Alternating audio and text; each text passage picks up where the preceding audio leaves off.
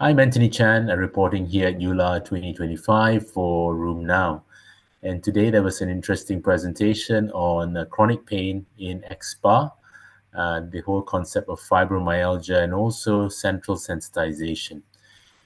This is from poster 0213, which was presented here at EULAR 2025. Chronic pain, as you know, is common in AxSpA, even if effective anti-inflammatory treatment. Historically, chronic widespread pain is often labeled as fibromyalgia, but this sometimes doesn't capture the full picture.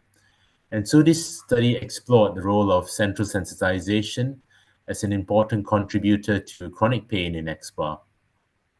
Why do I think this is important? We know that 40% of patients with AxSpA can continue to experience chronic pain despite treatment. And chronic pain, we know, in AxSpA is complex.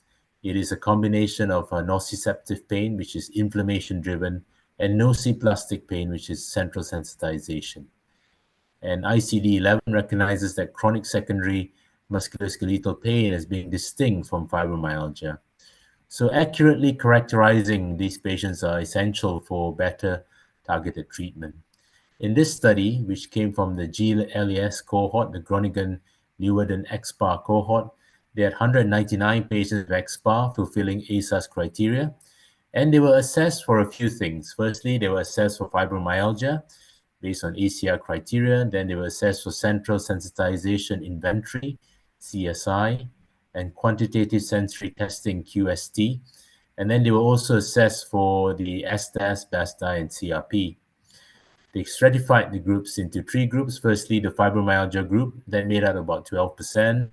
The non-fibromyalgia group, these were people with either high CSI, which is a score of above 40, and low CSI, which is a score of below 40.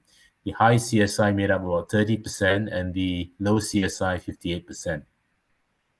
What were the results of this study?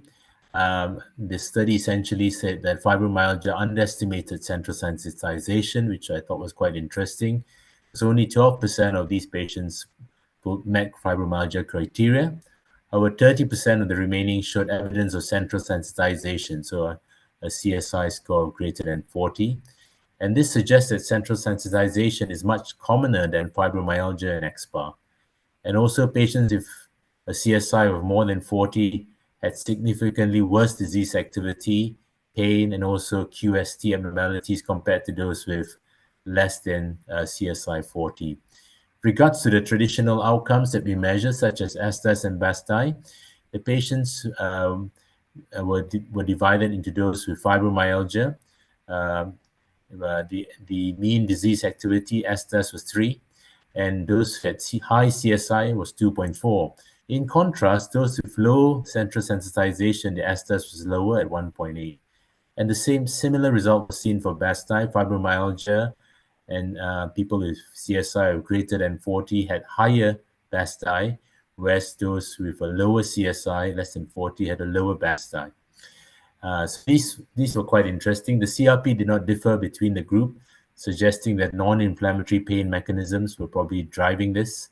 And also, we found that the people with a high CSI and also fibromyalgia group also had more confirmed pain facilitation scores as well.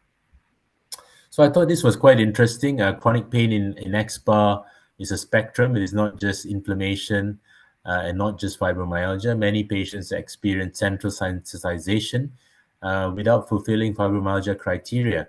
And these composite measures that we have at the moment, such as ASDAS and BASDAI, may be influenced by these non-inflammatory pain mechanisms, possibly leading to overtreatment if not recognized.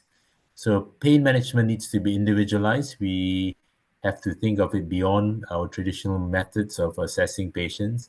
And I think combining anti-inflammatory therapies with strategies such as to manage central sensitization, such as exercise, cognitive behavioral therapy, or neuromodulators might be important.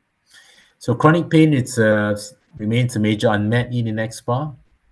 I thought this study today was quite helpful in terms of trying to determine whether patients have more fibromyalgia phenotype or maybe more central sensitization type phenotype. And we have tools such as CSI and QST to assess these patients.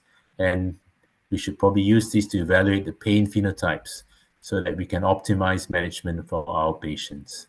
So I'm Antoni Chan, reporting here for Room Now here in Barcelona at EULAR 2025.